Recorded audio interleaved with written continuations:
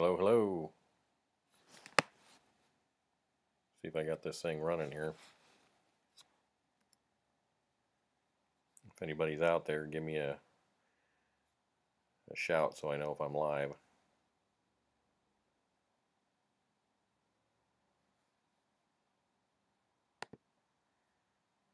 A shout so I know if I'm live. Okay. Hey, how's it going? So I'm on. Great. Shout so I know if I'm live. So I came on today because Hey, how's it going? I wanted to talk about great. Shout so I know if I'm live. How I wound up homeless and ultimately became mortgage free. How's it going? I wanted to talk about. Yeah, is my sound still working okay? I'm still learning how to do this, so bear with me here. As long as everybody can hear me. Yes, no? Yes, great, awesome, thank you. So anyway, I just thought I'd give you a little story on this because I think it would help people, and I was thinking about this today, and thank you, good, I'm glad you can hear me okay. About 20 years ago, I was trying to build a home. I bought a piece of property. Hello from Japan. Wow, that's way out there. How are you? Great. Awesome to hear you. So I managed to get a little bit of money scratched up and put it on a down payment on a piece of property. It was out in the country. It was 10 acres, and I bought it for about $26,000, and it was costing me about $265 a month for a payment. And so all I needed to do then was get a bank loan so I could build a house. And I was about 20, let me think about it, 28, 29 years old, something like that. And so I went into the bank very naively and thought, well, I'm just going to go in and find out how to go about getting a loan to build a home for myself and my family. And I sat down with one of the bank managers and told him what I wanted to do. And he said, well, how much money do you need? And I said, well, I think $25,000 will do it. And he said, well, that's not enough to build a house. And I said, well, I'm not going to build a very big house. It's not that, I'm not building a great big place. And he says, well, did you have any experience building a house? And I said, no. And he says, so you don't have a contractor's license? And I said, no. And he said, well, I'll tell you what. He said, when you get that house built, you come on back and I'll give you a loan. And I just thought, well, that's the silliest thing I've ever heard of. Why would I need a loan if I built my house? And I kind of got a little ticked off, and I walked out of there, and I thought, you know what? Forget banks. I'm going to build a house by myself for cash. And so I started building. Well, we got some. We were still living in a little 10 by 55 little tin can mobile home. It was built in 1963, so at the time it was 30 some years old or something in that vicinity. And I had 4 kids, little kids, and my wife. And so we were going to sell that and try to use the money from that to start building the house on this property. And so I sold it, and then I was scrambling to try to get out there and get something put together, and we started the process, but it wasn't enough money, and I didn't really know what I was doing. And so eventually the guy that had bought it from me and was wanting to take possession of that old mobile home, and I kind of went past the time I was supposed to give it to him, and he was getting a little upset because he had paid for it and he wanted it, and so I wound up having to move out of it and give it to him. And we were homeless. We were actually in a minivan on the property trying to figure out what we were going to do. And it wasn't looking good. In fact, I'm not sure I even had a job at that point. I can't remember now. But at any rate, we were kind of in a pickle, and we had our kids, and so I thought, well, I'm just going to build a little shack or a little shed out there that we can get out of the weather and sleep in, and we're just going to go for it. And so I did. A friend of mine came over and helped me, and we built this very small shed. And I thought, well, that's enough to get us out of the weather and get inside. And it's summertime, and by the time winter gets there, we'll have something put together. And I'll tell you, I was really fooling myself. So I think 2 or 3 days of that, and that wasn't really panning out. It was just too much for the kids and I and my wife, and so I wound up calling my mom, who was living in Southern California, and we were in Washington State, and I told her that I kind of got myself in a jam, and I wasn't sure what to do. And she said, well, if you want to come down here, you can, and maybe you just need to move down here and get jobs and start over. And so that's kind of what we were doing. We left the property. We actually put it on the market and drove out and said that was it. We were done. Long story short, we went down to California. We got jobs within a couple of weeks, and we were staying at my parents' house, and all 6 of us, our 4 kids, my wife and I, were laying in one bedroom on the floor. There was no bed, just some pillows and blankets, and we proceeded to spend the next 13 months living like that. And both my wife and I worked, and the kids went to school there, and we saved up the money to pay somebody to frame the building in, because it was partially framed, so they wound up finishing it and roofing it and pouring the floor in there. We did a concrete floor, and we decided we were going to move back up there and figure it out, because we didn't like being in LA. It was crazy down there. It was expensive, and we wouldn't been able to get anywhere. We decided we'd rather be poor in the country than live in the city where we had good paying jobs. And so we moved back up, and we stayed at some friend's place when we first got there, because the house wasn't livable. And we literally finished that part of the house in interior, and got some electrical done, and got some insulation in the walls, and put some plastic over that so that it wasn't exposed. And there was we put in the tub and the toilet and the bathroom, and then we had a little cook stove with a 5-gallon propane tank in the kitchen, and an old refrigerator that we plugged in, and we moved in just like that. It was an unfinished house, but we moved into it because we needed to, get out of there, get out of the other place we were staying with our friends, and 6 of us. So it's kind of a taking up a lot of space, and pretty imposing. It was very nice of them to have given us some time to stay at the house while we were working on getting that house done. So that's what we did, and so we ultimately wound up building this house for cash. And I didn't know how to build, by the way, and if I said that earlier, I started learning the process, because that was a skill set I needed in order to stay out of the mortgage trap. And so I learned to build, and I had some friends in the trades that I worked with. I actually went and worked for them for nothing to learn the process, and I also did work for people in order to trade out, having them help me with my home.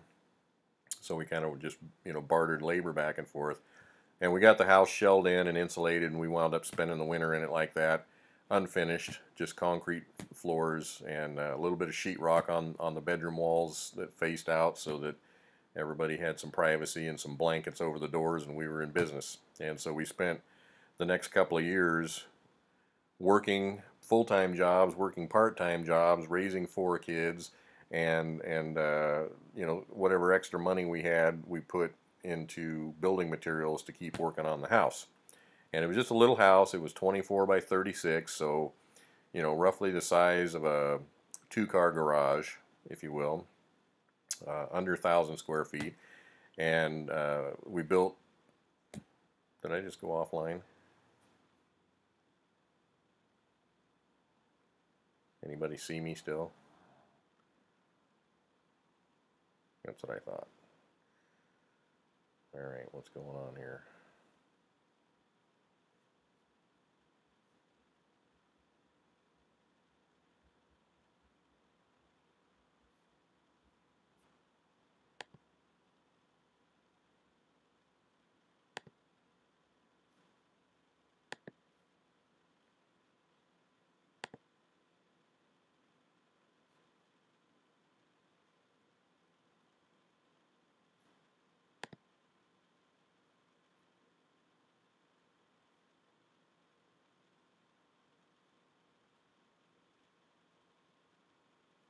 Oh, okay, good. There's nothing here telling me I'm live, so great. Um, where was I? We just started building inside the house. Um, I paid a guy a pig in trade for wiring doing the electrical work in my house. I had some pigs we were raising, and I gave him a pig, and he wired my house. So that was a trade there that was worked out pretty good because he needed a pig and I needed uh, some electrical work done. So that worked out for us. So I learned by doing, and I learned by helping, and people would come and help me with my projects, and I would go and help them with their projects. And I learned from a guy that was a plumber. I learned from a guy that was a framer, another guy that did tile work, and we just kind of were all about the same age, and these guys were learning the trades, and I was learning from them, and so that's how we got this house put together over the course of a couple of years and got ourselves out of homelessness and back into our own home without having to get a mortgage, and built our own little small home. And eventually we added on to it as the kids were growing. We only had 2 bedrooms between the 6 of us, so there was 4 little kids in one bedroom for a while, and which they thought was great because we had bunk beds in there, and they just thought it was a big jungle gym. They did everything but sleep on them. I'm not sure how they didn't break their necks jumping around in there, but they did. So that's kind of what we did. And I just thought, we spent 13 months sleeping on the floor of my mother's bedroom on with blankets and pillows, no mattress, nothing. Worked our tails off. Kids went to school, and we scratched up the cash in order to make that work. And we wound up with a home out of the deal without having to get a bank loan, and just a little bitty land payment for a few years for $265 a month. That was how we got into our first home. And so I just want to let you know that there's a lot of ways to make that work. And hi from Arizona. Homestead Hippie says hi. Good to see you. Glad you're here. And if you have any questions about how that works, so we added onto that home actually a larger addition than the home was to begin with, and wound up eventually with a 3,000 square foot home, and did quite a bit of the work ourselves. At the time, of course, we were working, and eventually started a business, and the kids kept growing, and that was plenty of room for everybody to have bedrooms and bathrooms and all that business, and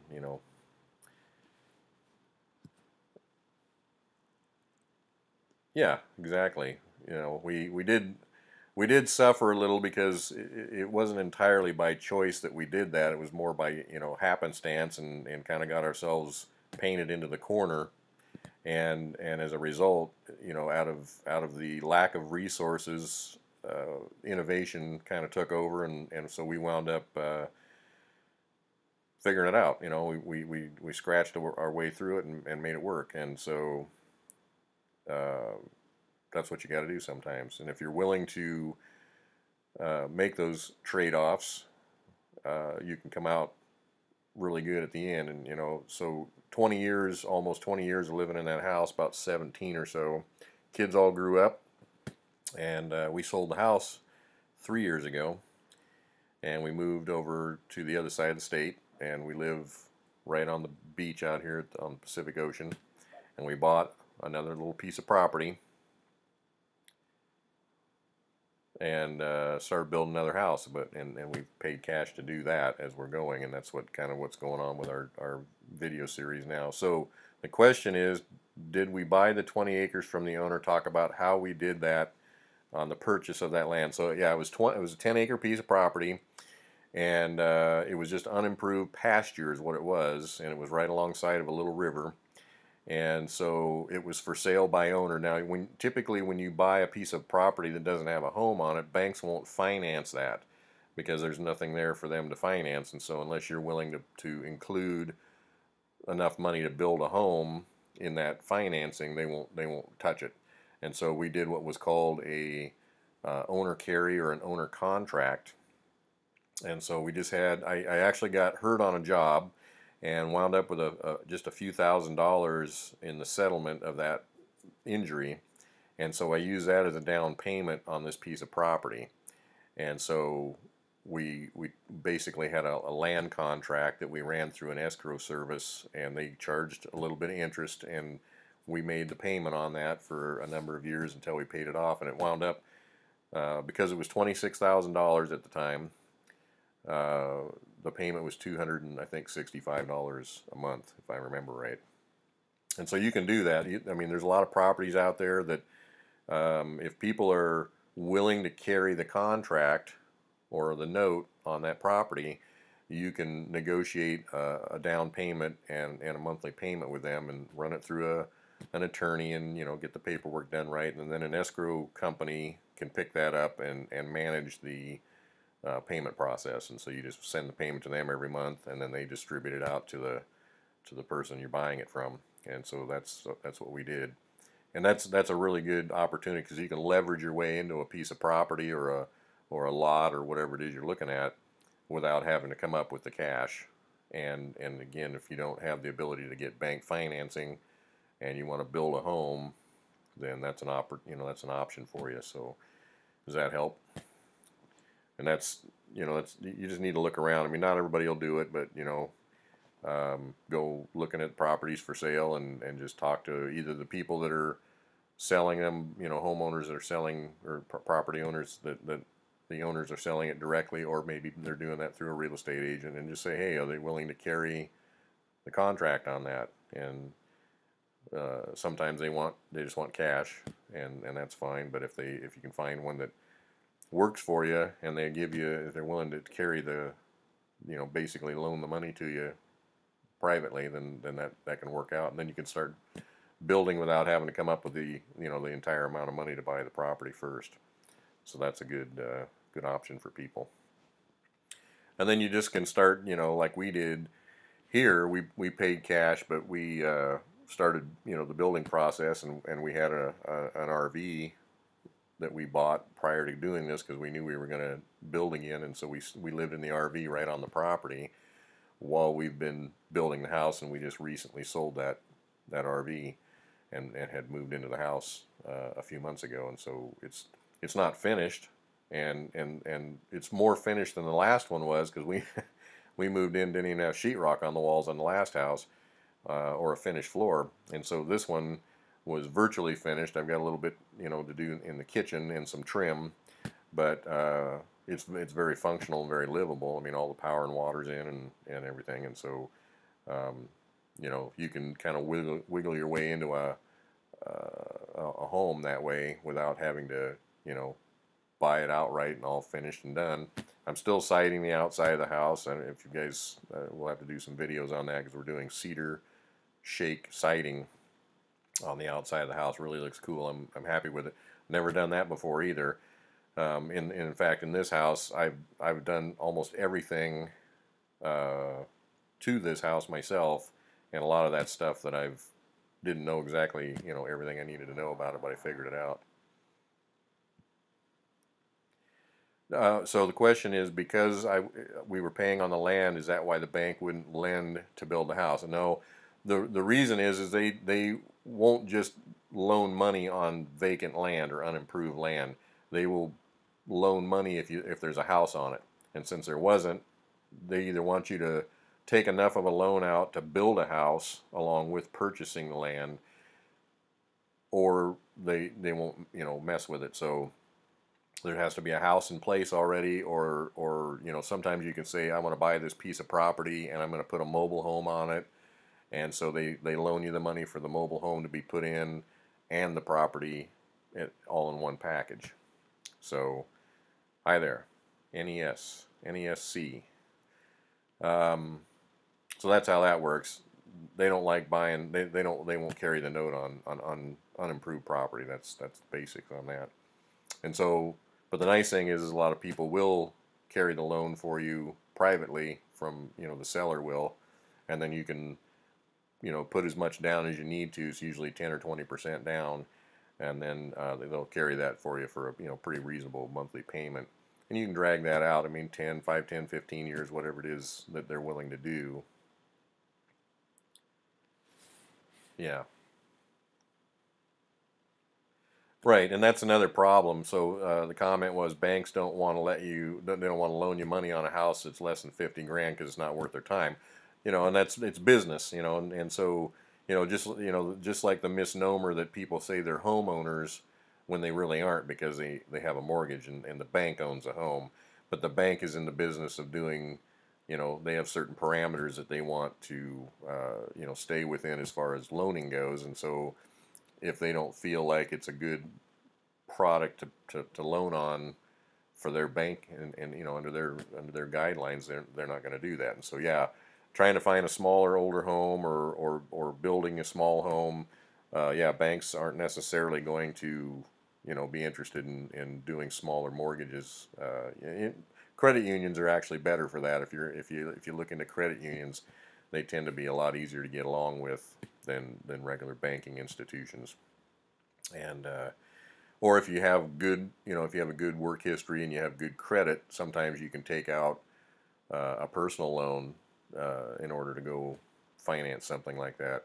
So you just have to kind of play around with that and work with what works best. Now in my case, I didn't have good credit. I probably would have been better off. My credit was so bad, I think bankruptcy would have been better when I first moved up there. We literally moved from Arizona when I was 25 years old with my wife and two little kids under two, and we showed up on a train. We didn't have a car, and we had about, I don't know, 20 or 30 bucks in our pocket and a bunch of boxes of our things, and that's how we showed up. And her parents came and picked us up at the train station, and we didn't have money, we didn't have cars, we didn't have jobs, nothing when we first got there. And so we weren't doing too good. And we were way behind on bills. I had hurt my back and couldn't work, and we really screwed up our credit. So we really didn't have a lot to work with there. We lived in Glendale, Arizona. Was the last place we were living, right out, suburb of Phoenix there.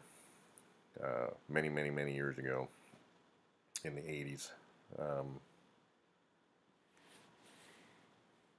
Yeah, well, again, back, when you're dealing with banks, you got to play by their rules, and they're only going to do what makes financial good sense to them, even though it may not be, is good financially for us, and so that was kind of my impetus for never having to have a mortgage, was that I didn't want to mess around with how the banks played and have to deal with, all that stuff. Uh,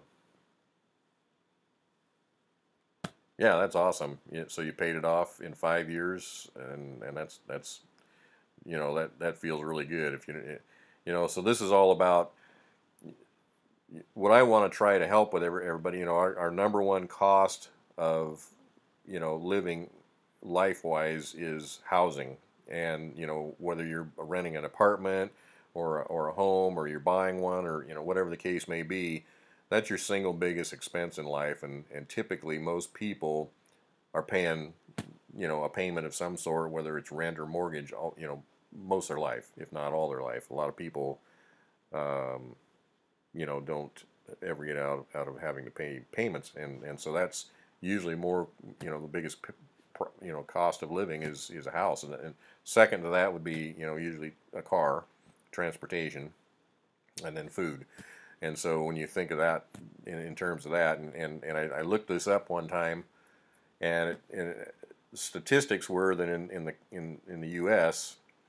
over the lifetime, an individual will pay roughly $500,000 for housing, and on the average. And so, I mean, obviously, some people are going to pay more, some people are going to pay less. But whether you're renting or you're buying or whatever it is you're doing, from birth to death, your cost of living, housing wise, is somewhere in that $500,000 range, which is insane to me. Um, I just can't believe that we spend that much money on things.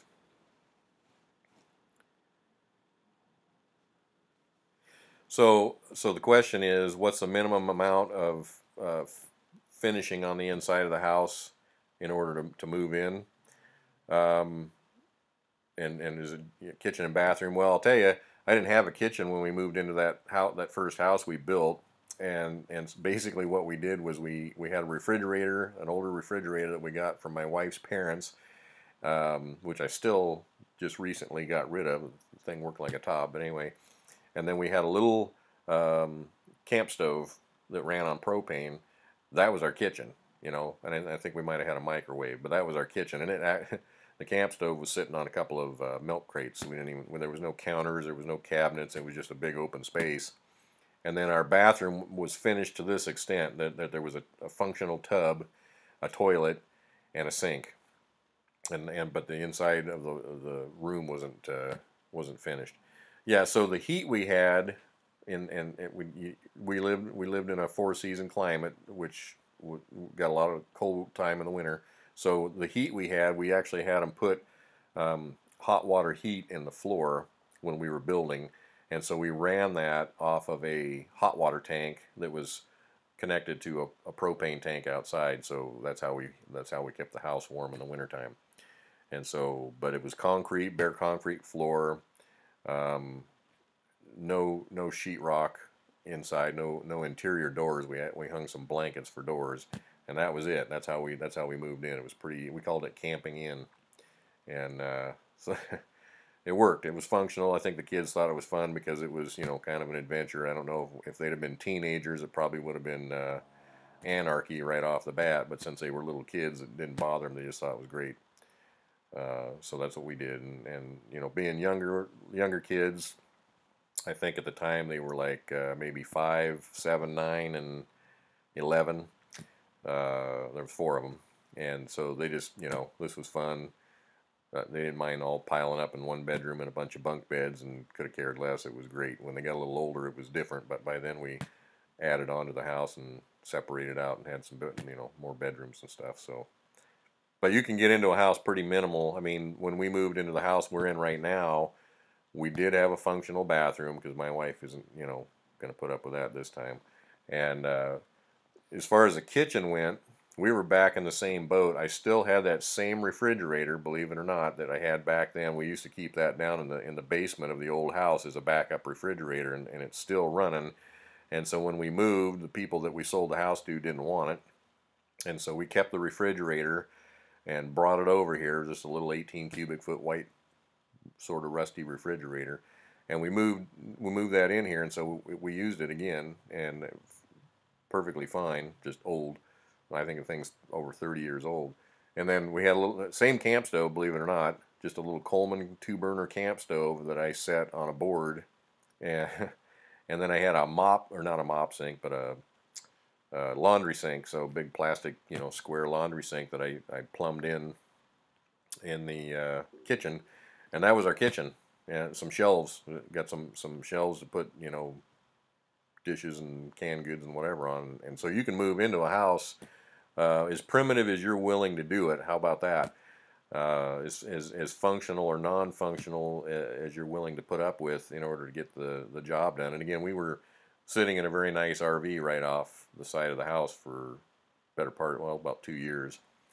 And so, we had that facility, but we got tired of, we wanted to move into the house, so we just started putting furniture in and did it. But the walls were done, the floor was done, and we weren't as resource and skill set poor this time around as we were the first time. So, and where we live now, we don't really need heat. We actually kept the house warm this year with just a little $20 electric space heater, because we live right on the coast, and the weather's not near as extreme. It stays around, the 40s and 50s in the winter and 50s and 60s in the summertime over here. So you don't need air conditioning.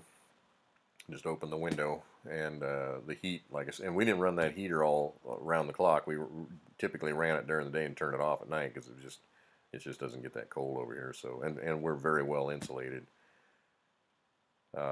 Yeah, I did, when we sold the property, we definitely made a really good profit on that, and that's a lot of the money we used to start this project. We had to buy the property, and then again, this was an unimproved piece of property, and so we had to put in the water, power, and sewer, which in this case amounted to hooking up to the public utility for electrical, which was about $3 grand. And then we put in a septic system because there's no sewer lines out where we're at. We're in the county still. So the current size of the property is 90 by 310, which is roughly a little over half acre, a little less than 3/4 of an acre. It's kind of skinny and long, and we literally are close enough to the ocean that we can listen to the surf out the window at night, and so it's a really neat place right here. So we put in a septic system. Had to clear the property because it was very treed and brushy, and then we put in a well rather than hooking up to the. We had the option of either hooking up to the water, public water, which was another $3,000, or I put in a well, which in our case, our water table is so high here, we get 80 inches of rain a year, and so we literally water's 10 feet down, and so it's really the funniest thing. They don't drill wells here. It's all sand. We're on a big sand spit. It's a peninsula, and so they basically stick a pipe in the ground, plastic PVC pipe, and pour water in the top of it, which helps to loosen up the sand, and then they just shove it down in the ground. It's the funniest thing, and it costs very little because just 20 feet down, they put the pipe 20 feet in. We got lots of water. You put a pump on it, you're in business. And it cost me probably under a grand, $100,000 to put in the well, buy the pump, hook everything up. So way different than on where they actually where we were before. They brought drills out to drill through the ground to get the water over there. It was quite a bit more expensive. So we have a utility bill, which is about $30 a month, and we don't have a sewer or septic bill, and we don't have a water bill, and so our cost of living in this house is really, really cheap, and it's really nice not having a mortgage. And so that's my impetus behind what I'm doing here with this channel is empowering people to build and own their own homes. Yeah, I mean so yeah, when water's only 10 feet down, you can almost dig it with a shovel or a post hole. But it's sand here. We have nothing but sand here. This is just a giant sand spit. We're actually the Columbia River makes its way out between Oregon and Washington and hits the Pacific, and that's where we live, is right on that kind of that corner right there, if you will.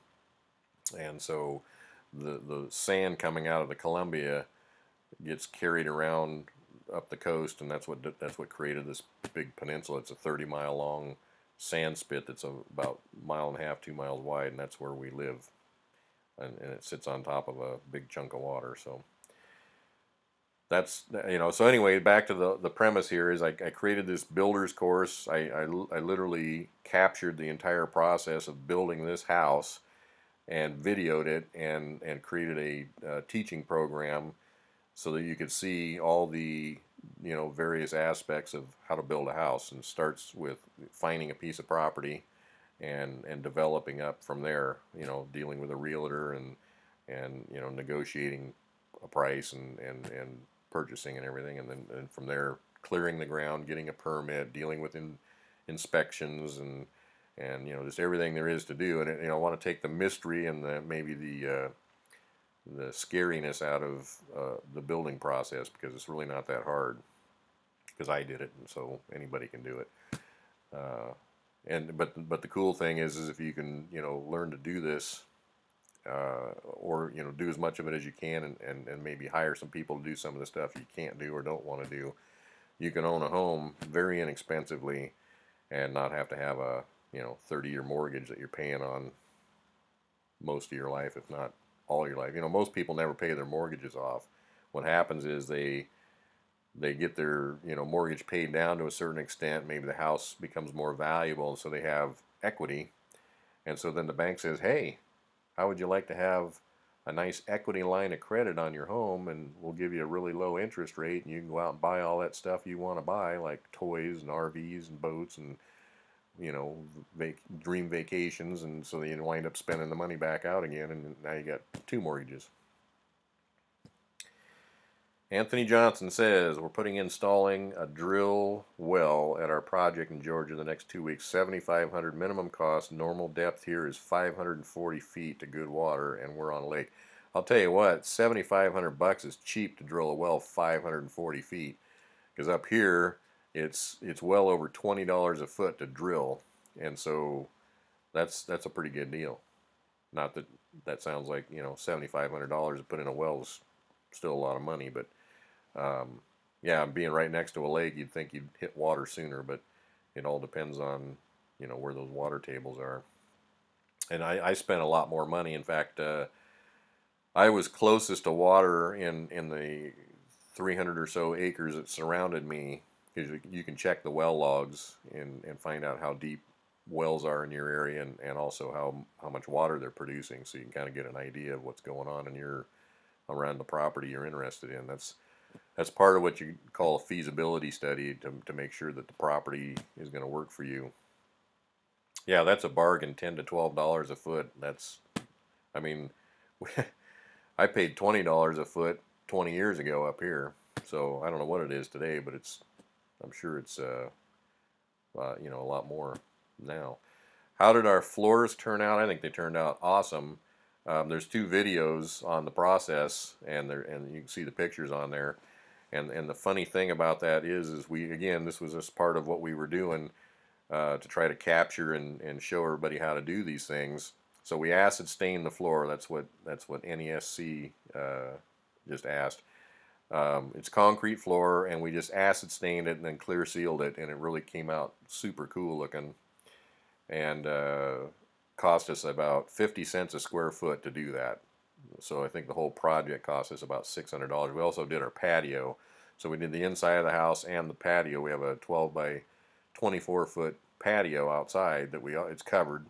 And so we thought, you know what, let's not just do plain old boring gray concrete. Let's stain that too. Turned out fantastic. We're just tickled to death with it, and we've never done anything like that in our lives. And one of the things was we went on YouTube looking for, videos and information on how to do it, and there really wasn't that much out there. So after a lot of digging and talking to people that sold the acid products and things that we used, we took a chance and said we're going to do it.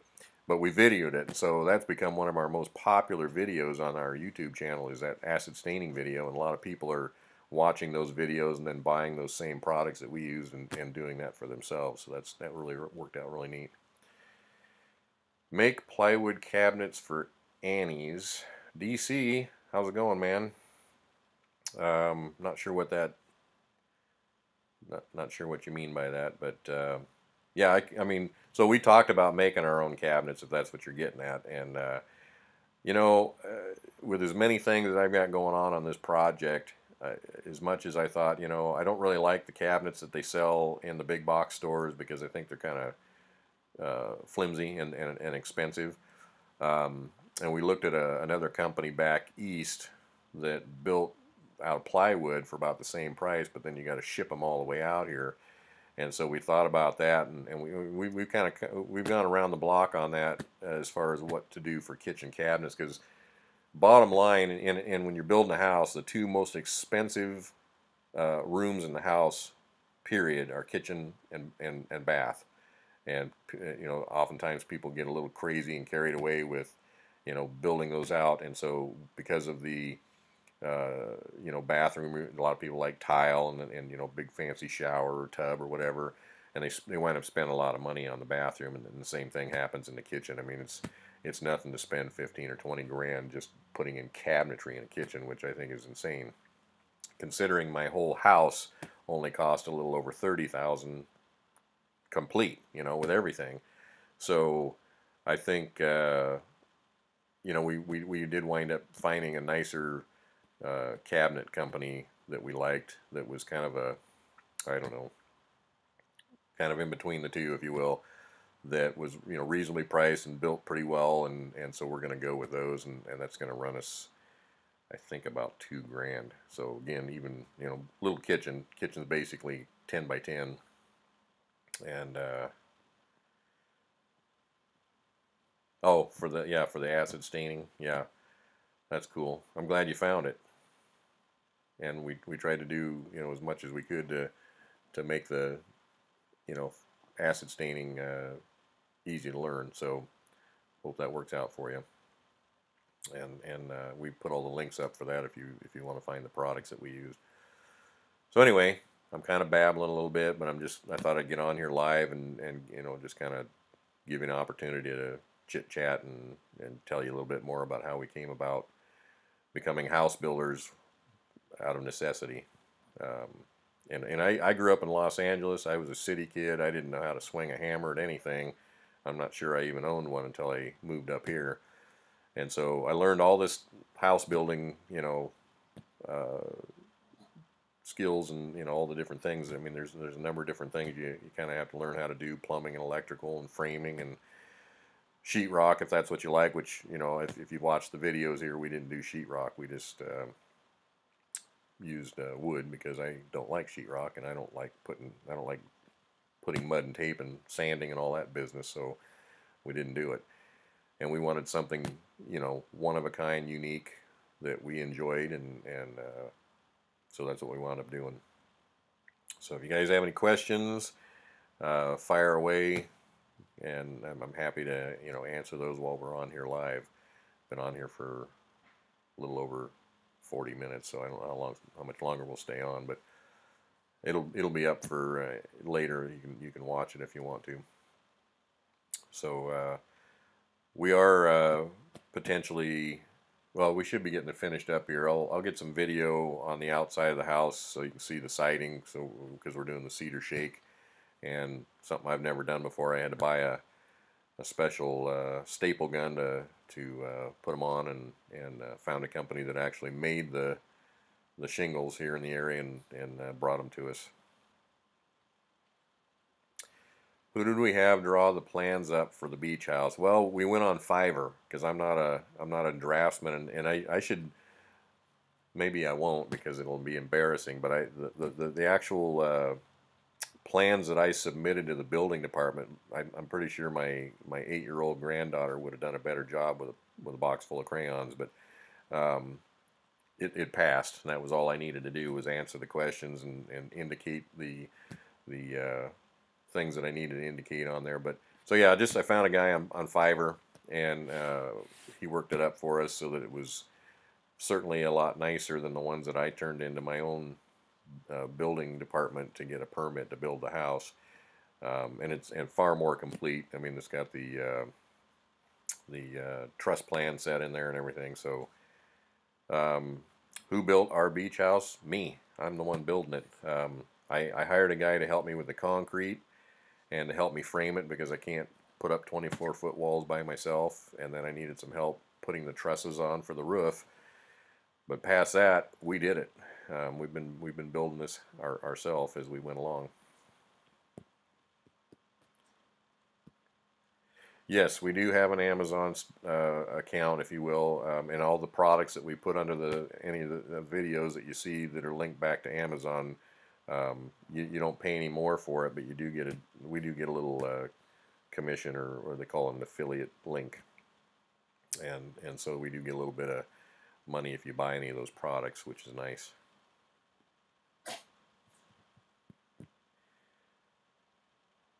Homestead Hippie says, I've been looking at kitchens that are simple and adaptive to a wheelchair. Oh, that's awesome. So probably counters and cabinets that are lower, so you can reach them from sitting down and so forth, and be able to get up to in front of them close enough to use them. That's great. I don't know how that works exactly because that's not something I've looked into, but I'm sure there's companies out there that can build those for you. Perfect. Okay, so any other questions, or just okay, open shelving? Yeah, that's awesome. Then you don't have to mess around. And we thought about that at one point ourselves, just putting in some open, just shelving.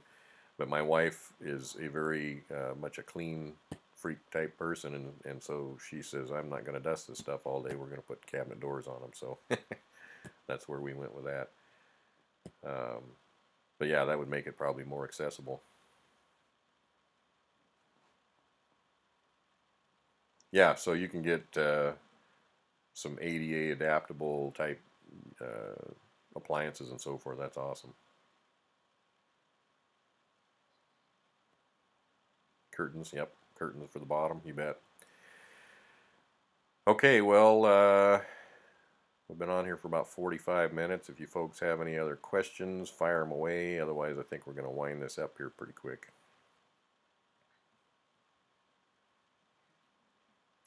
And yeah, I'm glad to. Yeah, it took me a while to figure out this live chat thing, but I'm glad we can get on here because I think you know, a little more interactive, and I can actually rather than answering comments on videos, we can actually just have a chat.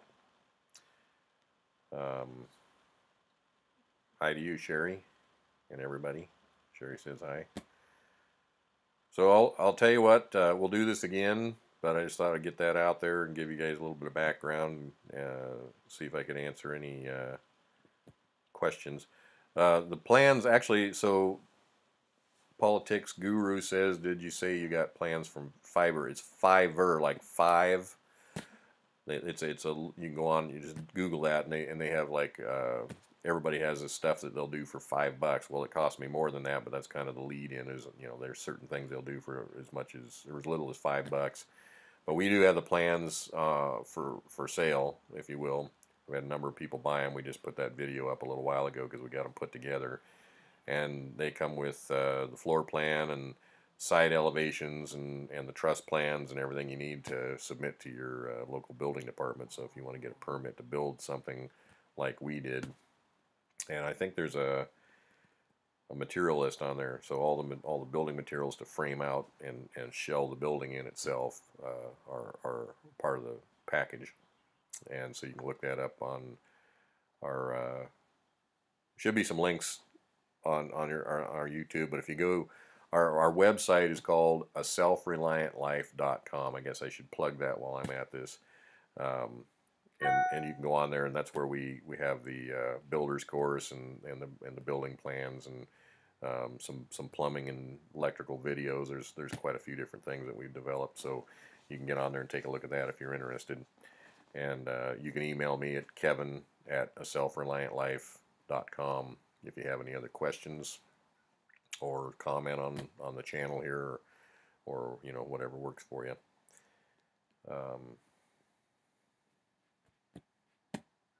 So anyway, that's that, I think. Thanks for tuning in, and we'll get some more video up on the house. And with that, thanks for hanging out with me. I'll see you around on the next video. Talk to you later.